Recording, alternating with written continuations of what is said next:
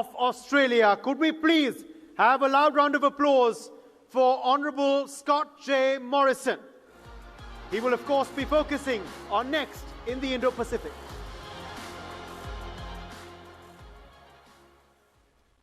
Well, thank you, everyone.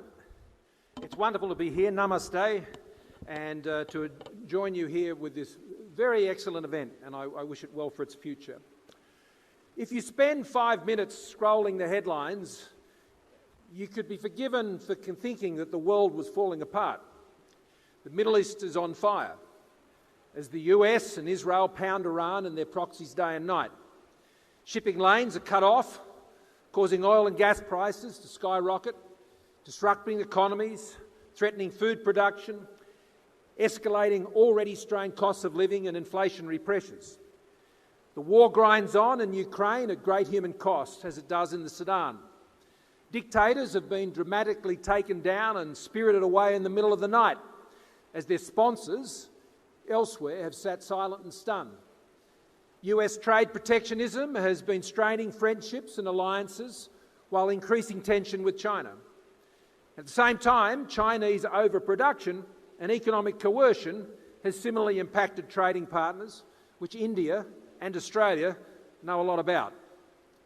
Sharp words are being exchanged between Western allies, raising doubts about trust, reliability and the future of those alliances. Even threats to sovereignty in Greenland have not been immune to this. And then there is the return of great power rivalry. China now casts a significant and increasing shadow over the Indo-Pacific, the global economy and global institutions. China's economic miracle has fueled the largest peacetime military build-up in world history, and it has every intention of going further, including reclaiming Taiwan, creating the single most significant geosecurity flashpoint in the world today. Critical minerals, rare earths, critical technologies are being used as choke points to press geopolitical advantage, while the space domain is becoming increasingly militarised under the cloak of dual use. And this is just geopolitics. At the same time, tectonic shifts in demography, technology, capital markets are redefining the future. All of this will bring more disruption, some good, some bad. Some of this is enduring change, like artificial intelligence, while others, such as closed shipping lanes in the Straits of Hormuz, that could be resolved in a matter of weeks. So is it all just chaos, or is there some method or thematic to this alleged madness? Are the walls of our global rules-based order really collapsing in an age of rupture, as Prime Minister Carney recently described it, ushering in a new cold world? Or is a better future attempting to be being built? The chaos narrative, it is a compelling story, but I'd argue it's incomplete. Outside the broader enduring megatrends in demography, technology and capital markets, much of the disruption of the past year has been driven by the Trump administration in the United States. That is undeniable. But disruption is not the same thing as disorder, nor is it evidence of strategic incoherence. Instead of the US bringing down the international order and allowing us to enter in a soulless world of great power politics, I would argue there is a deliberate and genuine work of reset underway. The goal is to return the world order to a trajectory that better favours liberal interests and human freedom from one increasingly influenced by illiberal states acting in concert and international institutions untethered from their founding liberal values and mission. The system needs a reset, and I believe that is what the US has embarked upon. To understand what is happening, you only have to start with the Trump administration's own stated objectives. Firstly, secure the foundation of the US homeland and its regional approaches. Second, prioritise the Indo-Pacific as the decisive theatre of long-term strategic competition. Thirdly, rebalance burden sharing amongst allies. And fourthly, rebuild US and industrial defence sovereignty. Seen through that prism, events across the Americas, Europe, the Middle East and in the Indo-Pacific begin to look less like chaos and more like reset. In Washington's hierarchy of threats, homeland security and the vulnerabilities are paramount. Drug trafficking, mass migration, and hostile influence within the Western Hemisphere are treated not as peripheral irritants, but as direct national security challenges. The operation to remove Nicolas Maduro was emblematic of this approach. Venezuela had become more than a narco state. It had functioned as a platform for adversarial influence, sanctions evasion, illicit oil trading, and military cooperation with Russia and Iran. The message of absolute resolve was simple. The United States will no longer tolerate hostile infrastructure in its immediate neighbourhood. Even the Greenland controversy, while needlessly provocative in its prosecution, reflected similar logic. Arctic approaches matter. The North Atlantic is no longer a benign environment. The disagreement was over process, I think, not purpose. The strategic objective of hardening northern defences remains legitimate and shared. The pattern is clear. Restore control of the hemisphere, close vulnerabilities, and reassert deterrence close to home.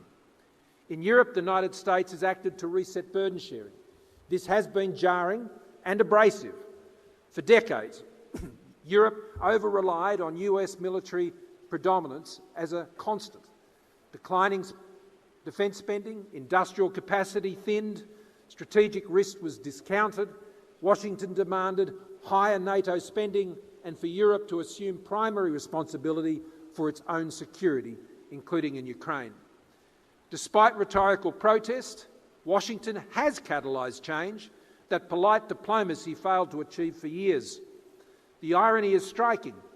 European leaders now speak proudly of greater independence and sovereignty in response to US pressure. That is precisely what Washington demanded. Turning to the Middle East, for almost half a century, the Iranian revolution regime has built influence and tormented the region through proxies, missile forces, marine disruption, and nuclear ambition. Hezbollah, Hamas, the Houthis and other networks allowed Tehran to project power while avoiding direct confrontation. The result has been persistent instability that has threatened governments, shipping, energy prices, and injected volatility into the global economy. The campaign now being led by the United States and Israel is being fought to break that pattern. While the disruption has been and will continue to be significant in the short term, in the long-term goal of a stable region, free of Iranian hegemony, is far more conducive to what Condi Rice used to describe as the world order that favours freedom than what we had a year ago. Destruction, degrading and denial of much of Iran's capabilities, including nuclear, conventional naval strength, ballistic missile launch, production and interception capability, and weakening of their ability to support their proxy networks, already represent big wins. They have secured air superiority for the US and Israel to strike deep into Iran at will, which we see every day and night. This will make Iran a far more manageable force in the region than they have been at any time in their modern revolutionary history. Regime change would be better, but at the cost of escalating into another forever war and rendering short-term economic impacts more enduring, this would be counterproductive and off strategy. Even now, President Trump has achieved what all of his predecessors have been unable to do and some unwilling to do. The achievements to date are already significant. They should be maximised in the time remaining, claimed and banked, in order to allow the US to stay on mission and turn their focus to the Indo-Pacific, which is a priority element of their strategy as articulated. Now, while the US security and defence strategies go out of their way not to mention China and even Taiwan by their name, their unspoken presence is unmistakable. There is no doubt that the US welcomes resistance to China in the region and the stronger alliances this can foster to support their deterrence. However, US strategy is to deter, not provoke. This requires careful lines to be walked as Chinese are easily provoked. The upcoming leaders' meeting between Xi and President Trump will be a further opportunity to ensure that tensions are managed. Neither leader has anything to gain by exacerbating tensions. However, this does not mean either will abandon their red lines or programs to enhance their capabilities and compete for global dominance.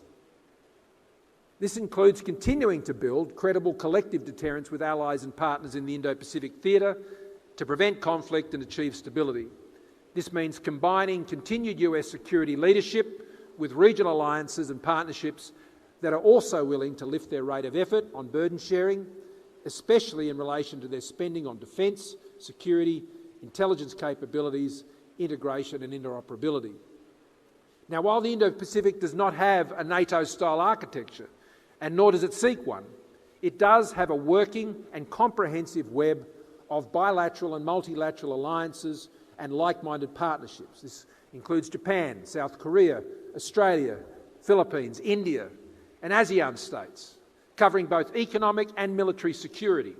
This includes the 5 power defence agreements, the CPTPP, the Quad and even AUKUS. These networks are only as strong as the bonds between each of their members. As Prime Minister of Australia from 2018 to 2022, my government worked assiduously on these relationships, especially with Quad partners, including the AUKUS agreement and the Japan Reciprocal Access Agreement for our defence forces. We achieved the first comprehensive strategic partnership with ASEAN of any nation on the planet. But it was with India where we also saw a dramatic step up in our bilateral relationship.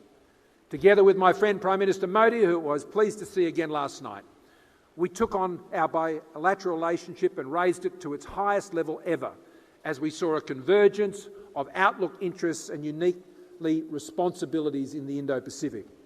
In 2020, this culminated in elevating the relationship to a comprehensive strategic partnership, binding Australia and India to work together more closely on defence, intelligence, maritime security, technology, and on securing the supply chains that underpin our economies and our sovereignty.